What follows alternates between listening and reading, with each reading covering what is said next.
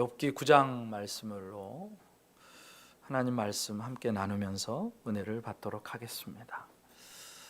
욥은 어느 날 갑자기 자기의 전 재산을 다 잃어버렸습니다.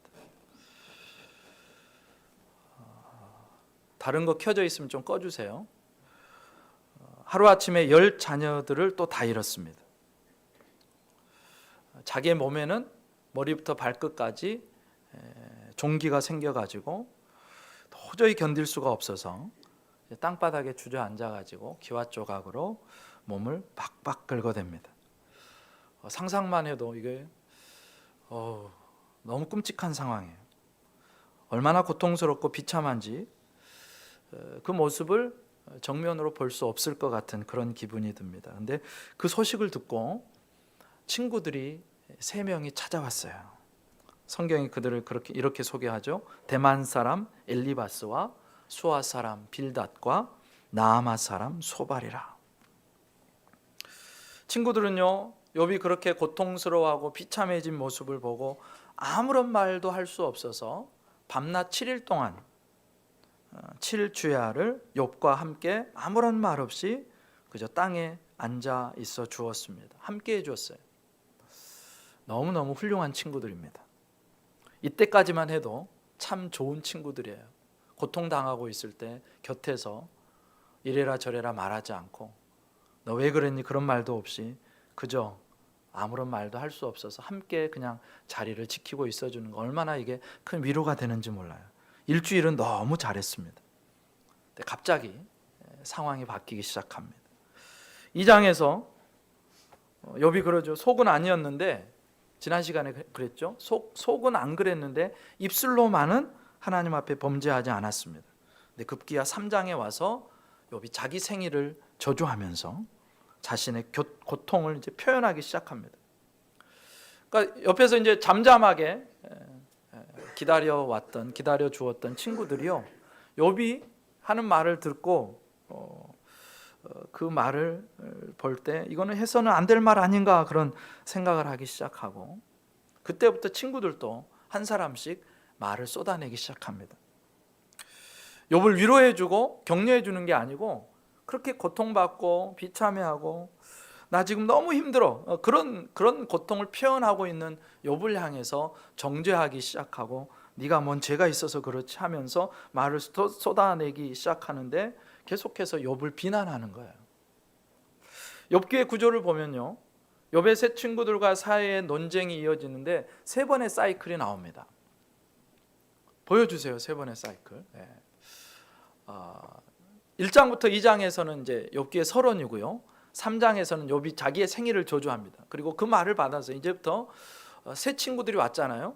아까 엘리바스, 빌다, 소발이라는 사람이 왔는데 이 친구들이 돌아가면서 엘리바스가 이야기하면 욥이 그 이야기를 받아서 반박을 하고, 또 빌닷이 또 공격을 하면 또 욥이 그 이야기를 받아서 반박을 하고, 또 소발이 또 욥을 공격하면 욥이 그 말을 받아서 또 반박하고, 이게 그러니까 엘리바스, 빌닷, 소발 이 사람들이 이렇게 한 번 돌아가는 게 한 사이클입니다. 그래서 욥기 첫 번째 사이클은 4장부터 14장이고요. 두 번째는 15장부터 21장이고요. 세 번째 사이클은 22장부터 27장. 계속해서 이 사이클이 돌아갑니다. 그러니까 세 친구들이 돌아가면서 욥의 잘못을 지적하고 비평하고 욥은 거기에 대해서 자신의 생각을 말하면서 반박하는 거예요. 그렇게 이제 세 친구가 돌아가면서 이야기하는데 오늘 본문은 이 세 사이클 중에서 첫 번째 사이클입니다. 왜 안 보여주시죠? 첫 번째 사이클. 엘리바스가 먼저 이야기를 했고요. 벌써 이야기했어요. 4장 5장에서 욥이 거기에 대해서 반박을 했어요. 그리고 오늘 본문입니다. 빌닷의 말이 이제 8장에 나와 있었고 그 빌닷의 말에 대해서 욥이 반박을 하는 장면이 바로 오늘 우리가 읽은 본문입니다. 그 이제 10장까지 되어지고요. 이게 우리가 지금 현재 위치한 곳이에요. 엘리바스와 마찬가지로 빌닷 또한 욥을 비판하는데 욥을 비난하는 빌닷의 말을 한번 들어보겠습니다. 오늘 본문은 아니고 바로 앞전장 8장 3절과 4절에서 빌닷이 이렇게 욥에게 이야기하는 거예요. 같이 한번 읽어볼까요? 시작. 하나님이 어찌 정의를 굽게 하시겠으며 전능하신 이가 어찌 공의를 굽게 하시겠는가? 네 자녀들이 주께 죄를 지었으므로 주께서 그들을 그 죄에 버려두셨나니. 빌닷이 욥을 향해서 뭐라고 하냐면 하나님은 절대적으로 정의로우시다. 하나님은 공의로우시다. 공정하시다. 그리고 이제 읽지는 않았지만 20절에도 가면 하나님은 절대로 순전한 사람을 버리거나 악한 자에게 복 주시지 않는다. 그런 얘기를 합니다. 하나님에 대한 이런 생각은요, 빌닷이나 엘리바스 그리고 심지어 끔찍한 날이 이르기 전까지 욥도 가지고 있었던 전통적이고 의문의 여지가 없는 그런 신학이었습니다. 하나님은 하나님이시고 하나님은 공정하시다. 너무도 지당한 말씀입니다. 그런데 문제가 있어요. 뭐가 문제냐? 빌닷은 하나님이 그런 분이시기 때문에 세상에서 일어나는 일들도 반드시 그런 하나님의 성품을 반영해야 한다고 생각했다는 거예요. 쉽게 얘기해서 안 좋은 일이 일어나면 그것은 정의롭고 공의로운 하나님이 보실 때 분명히 심판받으실 일이 있어서 필연적으로 그런 일이 일어났다는 것입니다. 좋은 일이 일어나면, 어떤 사람이 잘 되어지면 그것은 하나님, 정의롭고 공의로운 하나님이 보실 때 좋았기 때문에 그에게 복을 주신 것이다. 그런 생각을 갖고 있었다는 거예요. 이게 잘못된 생각이라는 것을 우리는 알게 됩니다. 빌닷은요, 이런 잘못된 신학, 잘못된 세계관을 사람을 정죄하고 몰아세우는 데 썼어요. 전후 좌우 사정은 잘 알지도 못하면서 사람을 정죄하는 겁니다. 그러면서 아까 읽었죠. 4절에서 빌닷이 욥을 향해서 뭐라고 얘기하냐면 지금 자녀들을 다 잃고 너무너무 고통스러운 욥인데 그에게 이렇게 얘기하는 것입니다. 너의 자녀들이 하나님께 죄를 지었기 때문에 주께서 그들을 그 죄에 버려두셨다. 그런 말을 하는 거예요. 이복의 욥, 자네 자녀들이 왜 죽은지 아는가? 왜 하루아침에 그렇게 다 한날에 다 죽은지 알아? 하나님 앞에 죄를 지어서야. 정의롭고 공의로우신 하나님이 벌을 주신 것은 다 그만한 이유가 있어서야. 여러분, 빌닷의 이 말이 욥에게 들렸을 때 얼마나 욥이 가슴을 찢는 아픔이 있었겠습니까? 얼마나 이 비정하고 잔인한 말이냐는 거예요. 눈앞에 있으면 지금 뭐라도 들고 한 대 콱 때려주고 싶은 그런 사람이에요, 빌닷이. 이름도 꼭 빌닷입니다. 그러면서 욥의 자식들뿐만이 아니라 고통을 겪고 있는 욥을 향해서도 야야, 네가 괜히 이런 일이 있는 거 아니야. 너 회개해야 돼. 너 죄 지었지. 우리 모르게 죄 지었지. 그러니까 빨리 회개해. 그렇게 얘기하고 있어요. 지금 소유를 다 잃고 눈에 넣어도 아프지 않을 자식 10명을 하루아침에 다 잃어버리고, 심지어 자신의 몸은 만신창이가 돼가지고 고통하면서 지금 가슴에 피멍이 들어있는 그 욥을 향해서 자녀들의 죽음도 죄 때문이라고 이야기하고, 너가 지금 이런 꼴을 당하고 있는 것도 죄 때문이라고 이야기하고, 너는 하나님의 심판을 받고 있다, 이런 이야기를 하는 겁니다. 너무 몰인정해요. 너무 비정해요. 그러면서 하는 말, 유명한 말을 해요. 우리들이 음식점이나 소규모 사업장을 방문했을 때 벽에 걸린 그 현판에서 흔히 자주 볼 수 있는 구절입니다. 이 말에는 절대 아멘 하시면 안 돼요. 뭐라고 하느냐, 이 빌닷이 뭐라고 하느냐, 욥기 8장 7절에 이렇게 나와요. 내 시작은 미약하였으나 네 나중은 심히 창대하리라. 이게 좋은 말이 아니에요. 여기에는 아멘 하시면 안 돼요. 지금 이 말은요, 욥을 비난하고 욥의 자녀들을 정죄하고 있는 빌닷이 하는 그런 얘기입니다. 자네가 이런 비참한 꼴이 된 것이 우리가 모르는 죄 때문인 거 다 알아. 이게 이제 깔려 있는 거예요. 그래서 지금 이 모양 이 꼴인데, 지금 자네 내 시작은 미약하였으나 그 뜻이 뭐냐면 지금 그래서 네 모양이 이 모양 이 꼴이야, 그런 말이에요. 그런데 그 죄에서 회개하면 하나님이 어여삐 보시고 너의 형편이 좀 나아질 줄 몰라. 네 나중은 심히 창대하라. 그게 그런 뜻입니다. 한마디로 지금 죄 없는 욥을 향해서, 고통하고 있는 욥을 향해서 회개해. 너 죄 때문에 네 자녀도 잃고 너도 이 모양 이 꼴인 거야 라고 이야기하는 거예요. 그래서 이 말씀에는 절대 아멘 하시면 안 되는 말씀인 거예요. 전후 좌우 맥락을 다 무시하고 이 구절만 딱 떼어서 우리는 보기에 좋죠. 내 시작은 미약했지만 내 나중은 심히 창대할 거라. 근데 이게 하나님의 말씀도 아니고요, 욥이 한 말도 아니고요, 지금 욥을 정죄하고 몰아붙이고 비난하는 빌닷의 말이었다는 거예요. 여러분, 왜 빌닷이 잘못되었는지 아십니까?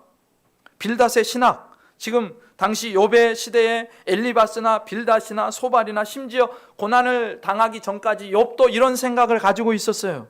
그런데 이런 신학으로는요, 이 복잡다단한 세상이, 얽혀있는 세상이 해결이 안 되고 설명이 안 되는 것입니다.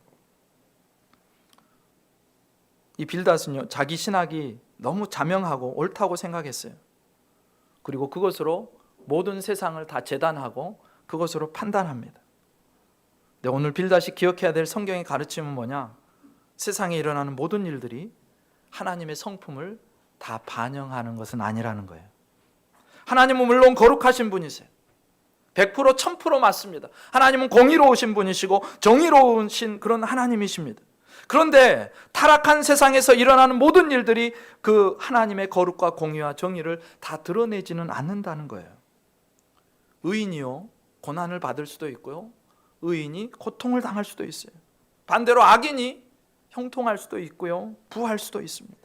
오늘 욥의 예를 한번 생각해 보면, 지금 빌닷의 이야기대로 하면 하나님이 만약 정의로우시고 공의로우신 분이면 욥을 이렇게 대할 정도면 욥 이외의 다른 사람들은 지금 다 죽어서 심판받아서 공동묘지에 다 들어가 있어야 됩니다.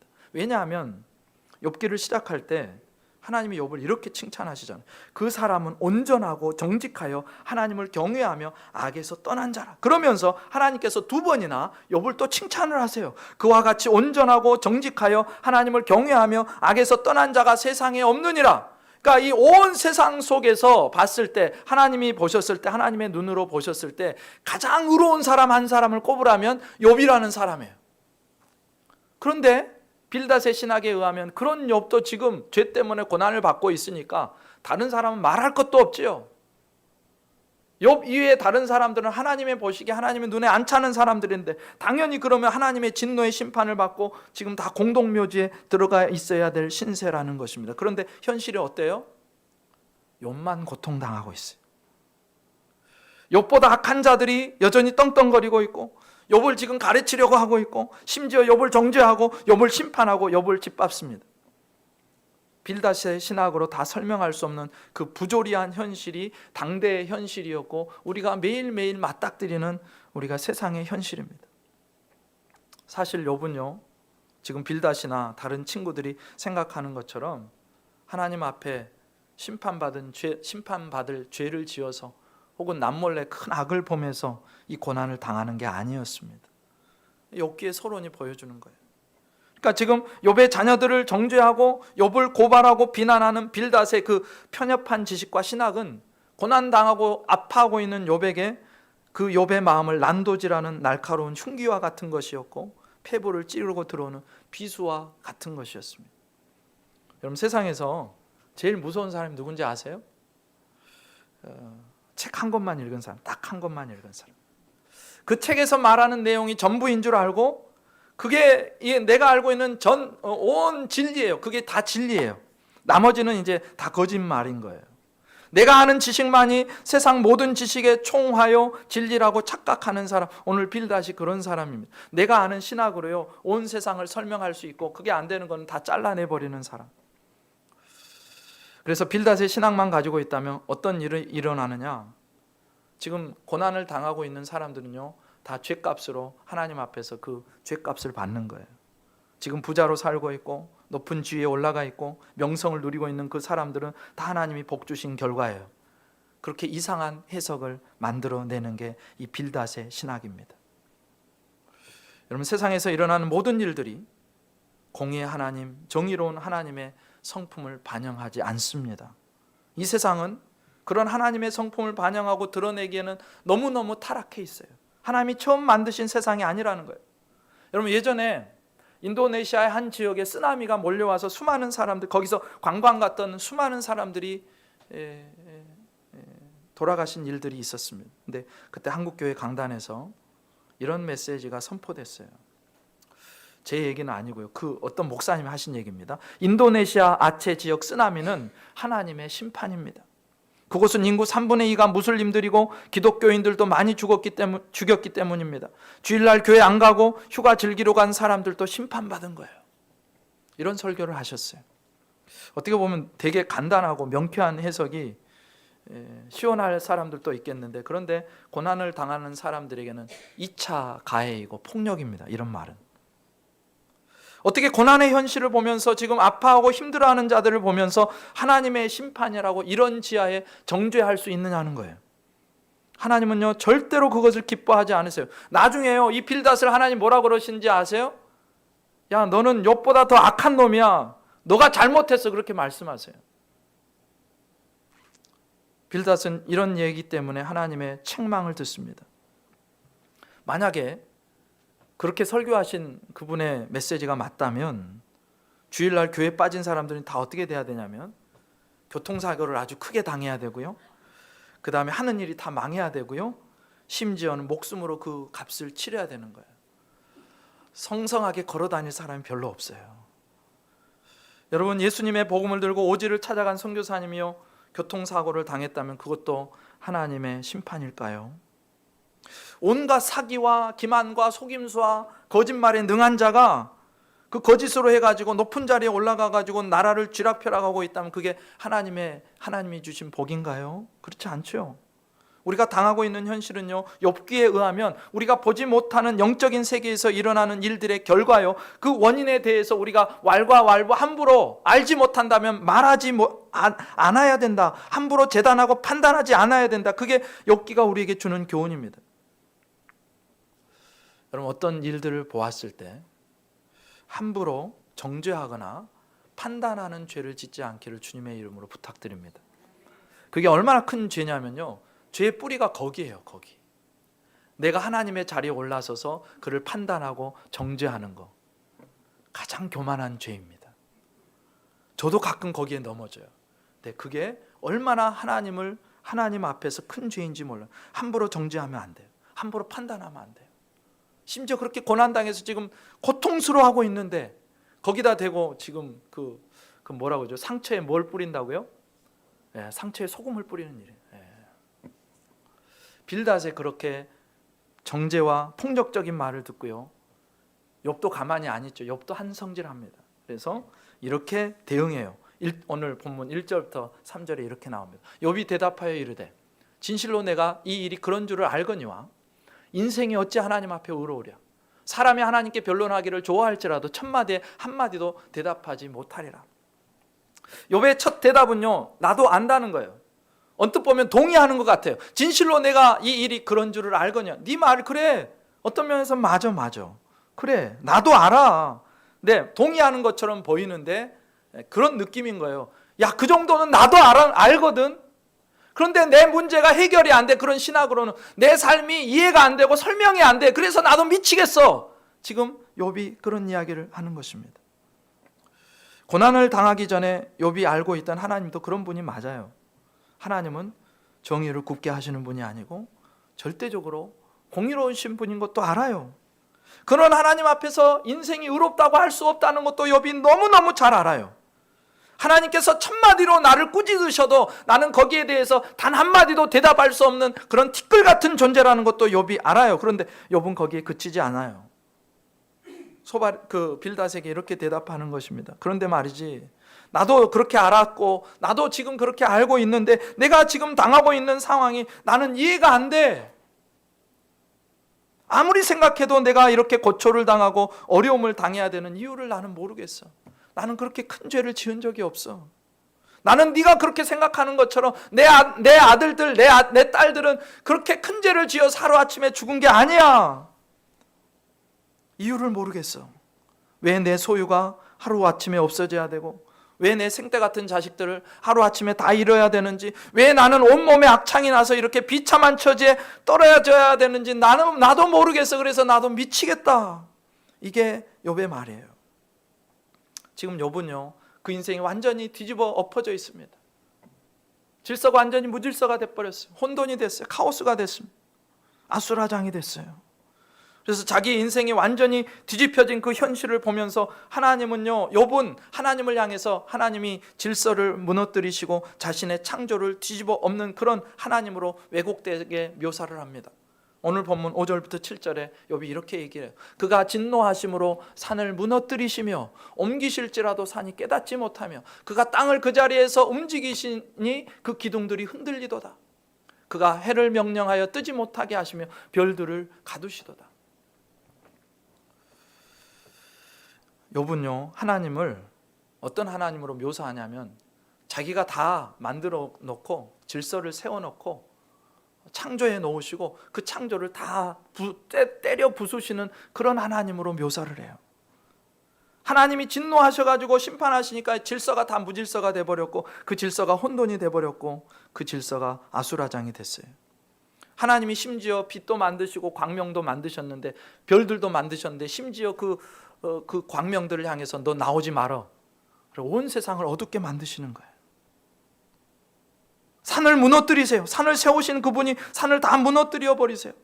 땅에 그 질서를 세우신 분, 그 하나님께서 땅을 바치고 있는 그 기둥들을 다 흔들어 가지고 땅을 완전히 뒤엎어 버리세요. 하늘에 피어신 각종 별들, 또 밝은 해를 뜨지 못하게 하세요. 빛이 아니라 흑암이 가득하게 하시는 분.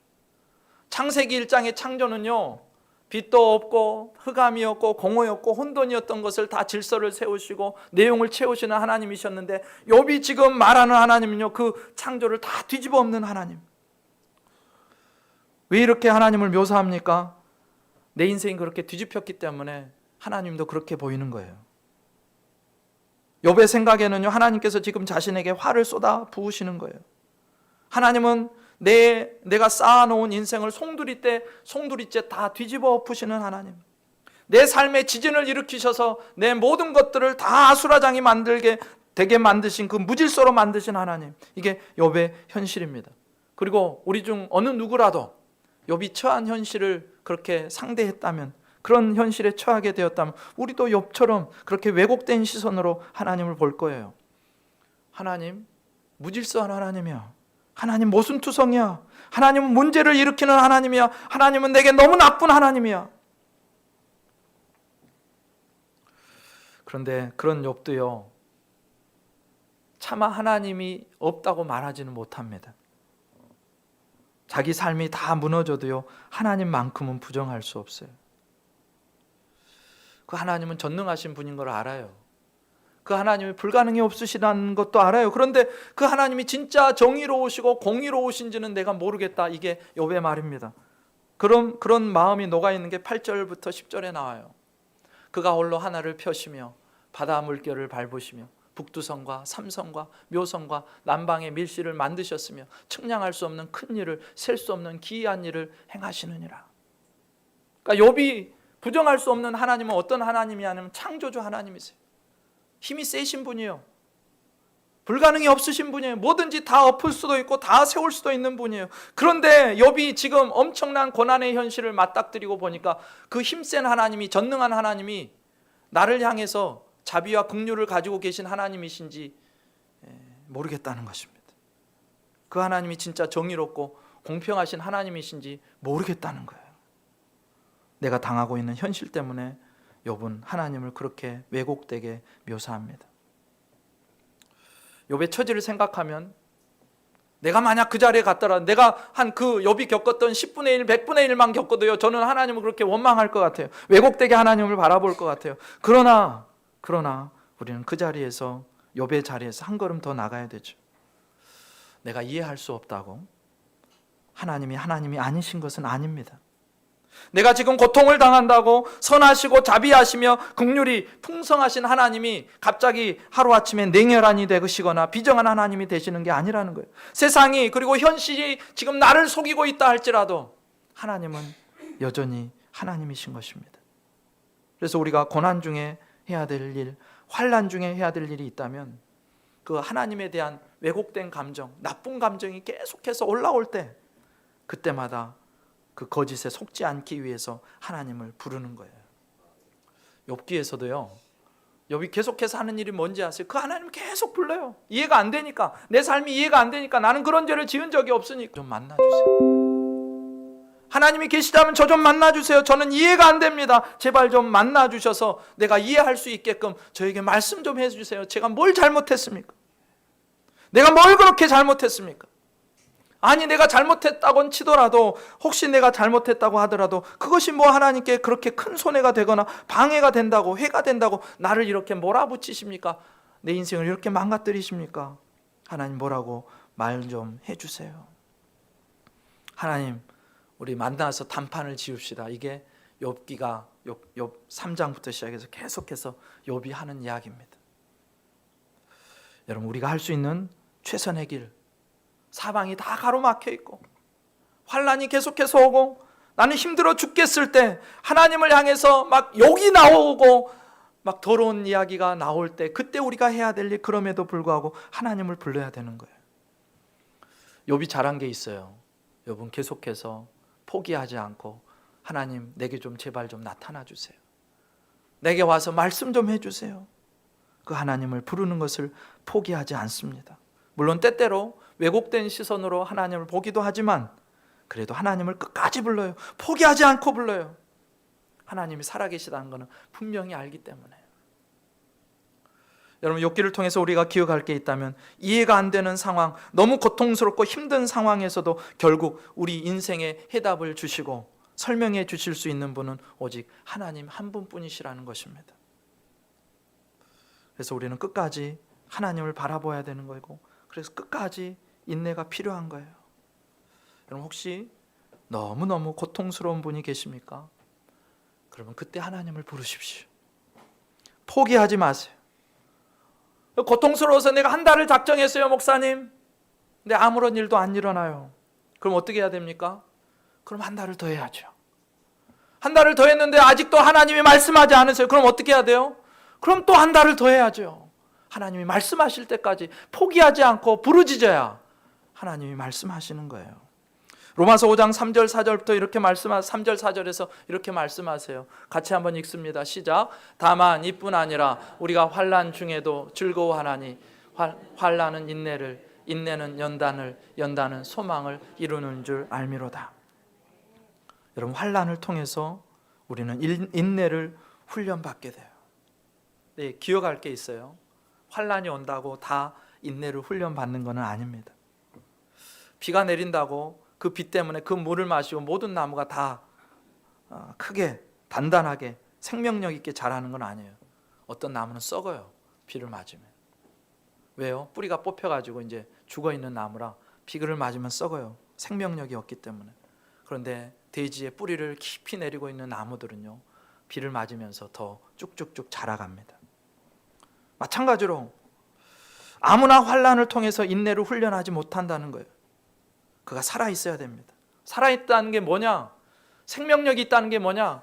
그 하나님을 확실하게 믿고 있는 거예요. 내 인생의 뚜렷한 방향을 알고 있는 겁니다. 환난 속에서 그냥 타버리고 무너지고 포기되고 그렇게 썩어지지 않기 위해서 하나님에 대한 확신이 있어야 되고, 이것을 통해서 하나님이 나를 만들어 가시는 거야. 예수 닮은 사람으로 나를 만들어 가시는 거야. 그 방향성과 목적성이 분명하다면 우리는 그 환난 속에서도 오늘을 인내할 수 있다라는 거예요. 그리고 그 인내는 연단을 이루어냅니다. 인내를 통해서 단련이 된다는 거예요. 이 단련이 무슨 뜻이냐면요, 금과 함께 불순물이 섞인 그 자연석이요, 풀무불에 들어가가지고 순금으로 정제되는 그 과정, 불순물이 다 빠지고 순금만 남는 그 과정을 연단이라고 그래요. 그러니 인내의 과정을 통해서 성도는 불순물이 걸러진 순도 100%의 하나님의 사람으로 만들어져 가는 겁니다. 그렇게 연단된 사람, 단련된 하나님의 사람은요, 참으로 하나님에 대한 소망을 갖게 되고 하나님 나라에 대한 비전을 갖게 되는 거예요. 영원한 소망이 가득하게 되는 것입니다. 그러니 어떤 상황에서도 우리는 인내하면서 하나님을 바라볼 수 있기를 주님의 이름으로 축복합니다. 네. 다 이해할 수 없을 그때 진짜 필요한 것이 믿음이고 신앙이라는 거예요. 그렇게 하나님을 바라보고 인내할 때, 부르짖을 때, 그때 우리는 비로소 마침내 마침내가 언제일지는 모르지만 마침내 내게 나타나셔서 내게 말씀하시고 설명해 주시고 설득하시고 내 삶의 구원의 역사를 이루시는 하나님을 만나게 되는 것입니다. 그렇게 이제 5절부터 10절에서 자신의 뒤집힌 현실 때문에 하나님을 자신의 창조를 뒤집는 하나님으로 묘사했던 그 욥은 여전히 하나님에 대해서 절망적인 감정을 드러냅니다. 하나님은 욥에게는 보이지 않는 분이에요. 내 앞을 지나가도 내가 깨달을 수 없는 분, 내가 볼 수 없는, 그래서 11절에 이렇게 고백합니다. 그가 내 앞으로 지나시나 내가 보지 못하며 그가 내 앞에서 움직이시나 내가 깨닫지 못하느니라. 욥은요, 처음부터 끝까지 내게 이런 일이 일어나게 하신 하나님을 만나고 싶어요. 따져보고 싶어요. 재판정에 가서 내가 뭘 잘못했는지 하나님의 재판정에 가서 따져보고 싶습니다. 그래서 하나님을 계속해서 만나달라고 그러는데 하나님이 만나주지를 않아요. 그래서 어떻게 표현하느냐? 하나님은 내 앞으로 지나가시지만 나는 그분을 볼 수가 없다. 그렇게 묘사하는 거예요. 욥이 나타나지 않는 하나님을 그렇게 답답해하며 하나님께 부르짖는 거예요. 하나님 언제 나를 만나주실지, 이 고통스럽고 비참한 상황이 언제 끝날지 몰라요. 잠깐이라도 좋으니까, 그러니까 하나님 제발 좀 내가 볼 수 있게 내 앞에만 그냥 지나가지 마시고 나 좀 만나주세요. 이게 욥입니다. 성경이 말하는 하나님은요, 때때로 자신을 사람들에게 드러내시는 분이시면서 동시에 또 자신을 숨기시는 분이십니다. 자신을 감추시는 분으로 나타나요. 하나님이요, 애굽의 압제에서 고통당하고 있던 히브리 노예들을 구원하시기 위해서 10가지 재앙을 통해서 자신을 사람들에게 나타내십니다. 애굽 왕 바로에게, 그리고 애굽의 모든 신민들에게 나타나세요. 히브리 종들에게 나타나세요. 모세를 통한 이적을 통해서 10가지 재앙을 통해서 그렇게 사람들의 현실에, 인간의 현실에 적극적으로 참여하시는 하나님으로 나타납니다. 그런데 하나님이 늘 그렇게 인간들의 역사 속에 자신을 명백하게 드러내시지 않습니다. 마치 오늘 고통 중에서 부르짖는 욥에게 나타나지 않는 것처럼 하나님은요, 자신을 그렇게 감추고 계실 때가 있다는 거예요. 내가 생각했을 때는, 내 생각에 의하면 지금이 하나님이 나타나셔야 될 때고, 지금이 내게 하나님의 구원의 행동을 해주셔야 될 때고, 지금이 말씀하셔야 될 때인데 하나님은 우리가 생각하는 바로 그 시간에, 그 타이밍에 잘 나타나지 않더라는 거예요. 자기를 감추세요. 그분이 늘 우리와 함께 계심에도 불구하고 우리가 알아차리지 못할 때가 많다는 것입니다. 하나님은 늘 우리와 함께 계시지만 때때로 자신을 감추시고 숨기시고 자신의 행동과 역사를 우리의 눈에 보이지 않게 하실 수도 있다는 것입니다. 그렇기 때문에 우리는 하나님이 당장 내 눈앞에 보이지 않아도, 하나님의 역사가 내 삶에 보이지 않아도, 하나님의 말씀이 내게 지금 당장 들리지 않아도 절망하거나 아우성만 쳐댈 이유는 없다는 거예요. 내가 알지 못하는 바로 그 순간에도 하나님은 그곳에서 보이지 않게 우리와 함께 계시기 때문에 그렇습니다. 여러분, 모래사장에 찍힌 발자국 이야기 아십니까? 어느 날 어떤 성도가요, 하나님 앞에 섰어요. 자기 인생을 하나님이 쫙 보여주시는 거예요. 이력을, 자기의 발자국이 찍혀있는 이력을 보여주십니다. 근데 처음에는요, 거기에 두 사람의 발자국이 보이는 거예요. 이거 하나는 내 발자국이고요, 다른 하나는 그 성도와 동행했던 예수님의 발자국이에요. 그런데 그 발자국이 계속 두 사람의 발자국이 가다가 내 인생의 어느 한순간을 살펴보니까 발자국이 한 사람의 발자국만 있는 겁니다. 이 사람이 생각해 보니까, 이 성도가 생각해 보니까 그때가 내 인생에서 가장 힘들었던 때, 가장 고통스러운 때예요.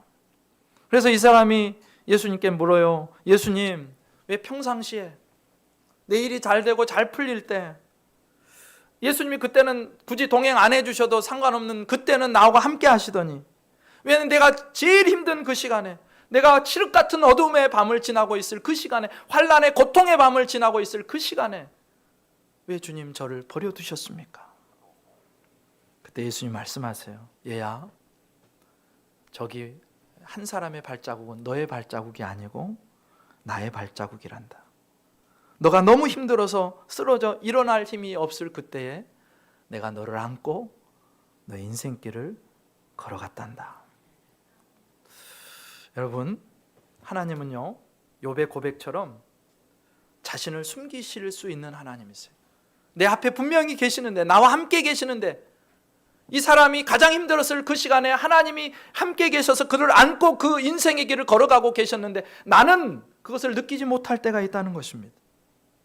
우리 앞을 지나가고 계시는데, 우리와 동행하고 계시는데 내가 감각이 무뎌져서 그 하나님을 느낄 수 없고 하나님을 볼 수 없고 하나님의 음성이 들리지 않는 그런 때를 우리가 보낼 수도 있다는 거예요. 그런데 기억할 게 뭐냐? 그 순간에도 여전히 하나님은 우리와 함께 하시는 하나님이시라는 겁니다.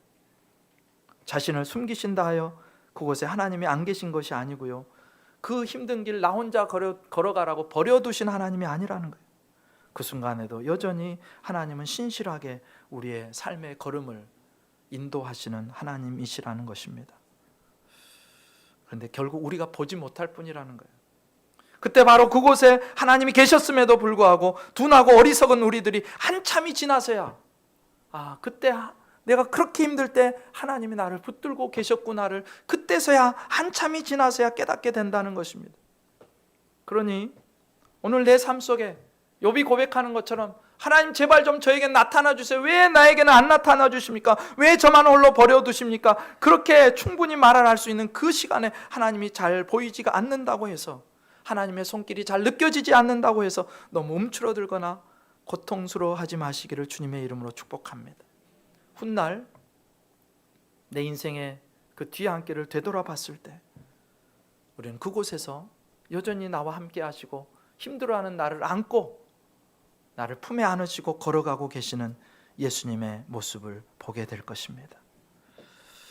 욥 정도는 아니겠지만 우리 가운데도 여전히 고통스러운 현실을 보내고 계시는 성도님들이 계세요. 고난 가운데서 하나님이 안 계신 것 같은 그런 상황, 하나님이 숨어 계신 것 같은 그런 상황을 보내고 계신 분들이 계십니다. 그런데 하나님 보이지 않는 그 순간에도 낙심하지 말 것은 하나님이 우리와 함께 하십니다. 힘을 내시기를 주님의 이름으로 축복합니다. 믿음의 눈을 뜨시기를 주님의 이름으로 축복합니다. 하나님이 우리와 함께 하시는 거예요. 나를 지금 안고 계시는 거예요. 내가 그렇게 힘든데 지금도 버티고 서 있을 수 있는 이유는 하나님이 우리와 함께 계시기 때문입니다. 그래서 훗날 내 인생의 가장 힘든 순간에 내가 확인할 수 있도록 명확한 당신의 발자국을 보여주실 그 예수님을 바라보면서 오늘 이 고통스러운 순간을 이겨내는 저와 여러분 되시기를 주님의 이름으로 축복합니다. 기도드리시겠습니다.